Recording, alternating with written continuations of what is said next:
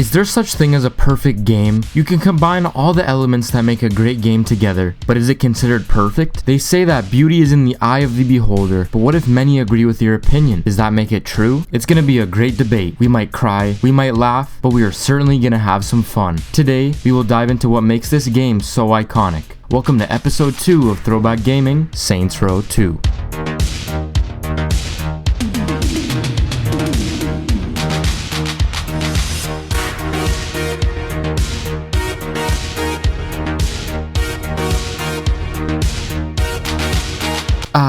Saints Row 2, a masterclass of its generation, wide variety of things to do, and countless hours of fun spent messing around in the city. Today, we will dive into a few topics on why this game means so much to me, and if it really is iconic.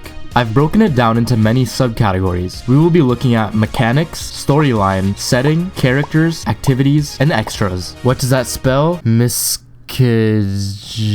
Yeah, it doesn't spell anything, but nonetheless, this is Saints Row 2. I've been looking all over for you. We got a serious... Damn, those some nice shoes. You want to sit down? Yeah. No, we got a problem. What's up? The Brotherhood are all over our turf. What do you mean all over? I mean, those assholes are driving around in some big-ass trucks blowing shit up. Great. You got the boys out there taking care of this? Yeah, about that. You're not filling me with confidence, Pierce. What happened? Well, they kind of got arrested by the cops. Fuck you say? You got a bunch of big tattooed motherfuckers running around burning shit, and you're surprised the cops show up? This just keeps getting better.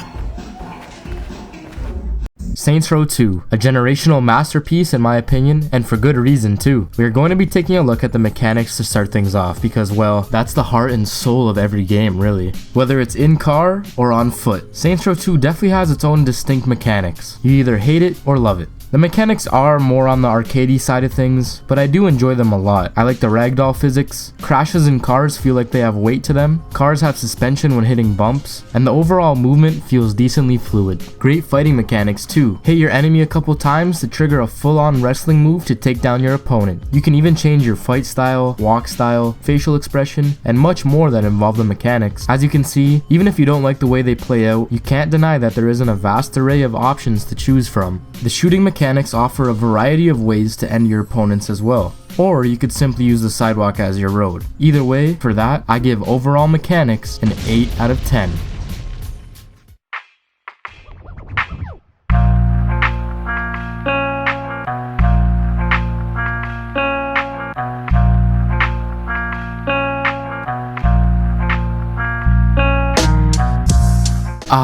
The story of SR2, a roller coaster of emotions that will leave you glued to your screen wanting more and more. The way that this game gets you emotionally invested in not only the characters, but the storyline itself is a very big pro of this game. From start to finish, you get hooked as it picks off right where SR1 ended. I do know that a big portion of the community have never played SR1, but at the end of that game, you basically get blown up on a boat accident, and in SR2, the first mission has you awaken from the coma that you were put into. To make things short, you escape the prison you were held in, recreate the Saints, take over the Brotherhood, the Sons of Samdi, the Ronin, then finally Ultor, and gain ultimate control of Stillwater once again. It's the way the cutscenes are delivered that has an impact as you watch it. You see your best friend's wife get killed in front of you, then you watch as he gets his revenge. Your close friend gets dragged on the asphalt into rubble, and you have to mercy kill him to end his suffering. Your best friend gets stabbed, and you have to rush to aid him. The list goes on and on, but it really gets you invested into the story. Your cousin even calls you sometimes and asks you,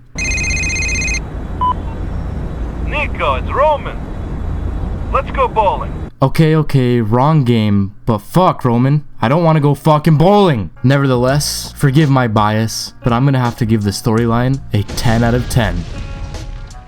As most of my viewers on average are male, I'll ask you this simple question. What feeling do you get when you finally get to get a beautiful girl naked? You've been working on her for months, and she sent you that text. Come take a look at my big old titties. You are ecstatic, overjoyed, overwhelmed. Well, that's what I can compare Stillwater to. A big old set of titties that you just unraveled. And the difference between Stillwater and a lady is that, well, Stillwater can't break your heart.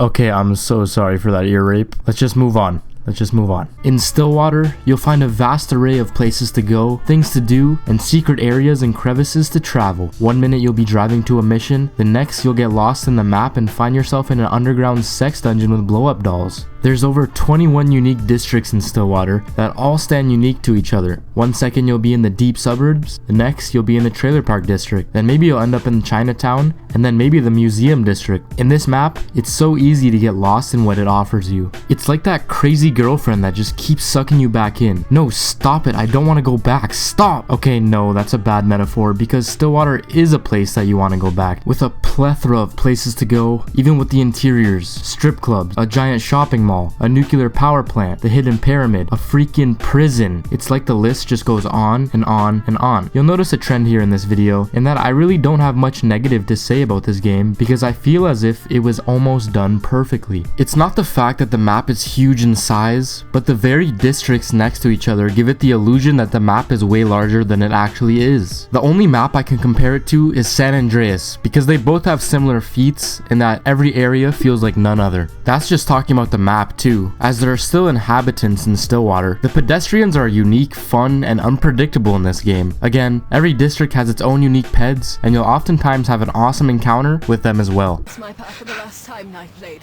Now submit to your prince. Shit, I thought there was gonna be a fight. Once again, we find ourselves in the same boat because the setting takes a 10 out of 10.